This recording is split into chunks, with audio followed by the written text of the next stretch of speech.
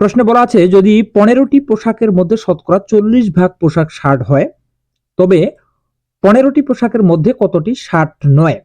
ঠিক আছে, তো মেন কথা হচ্ছে 40 ভাগ, মানে এই 15টা ধরে নিতে হবে যে এই 15 মানে হচ্ছে 100%। ঠিক আছে, তো 100%-এর মধ্যে 40%, 40% হচ্ছে 60। ঠিক আছে, তাহলে 60 হচ্ছে কয় পার্সেন্ট, তাহলে সেটা হচ্ছে আমাদের দেখতে হবে 60%। ঠিক আছে, 60 হচ্ছে 60%। এই জন্য আমরা এই 15কে যদি আমরা এই যে 15 এর 60% করি তাহলে কিন্তু আমরা হচ্ছে 60 পাই যাব, অর্থাৎ 9টি পাবো, অর্থাৎ ক নম্বরটি হচ্ছে রাইট অ্যান্সার।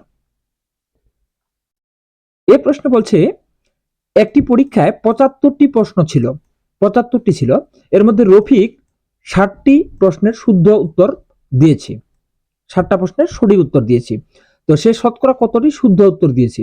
তাহলে এখানে দিয়েছেও 60টা এবং উত্তরও চাইছে, শুদ্ধ উত্তর কয়টা দিছে, তাহলে একদম সহজ ব্যাপার যে 75-এর মধ্যে হচ্ছে 60টি, অতএব 100-র মধ্যে কয়টি, তাহলে আমরা কি করব যে 60-এর সাথে হচ্ছে 100 গুণ করব আর নিচে হচ্ছে 75।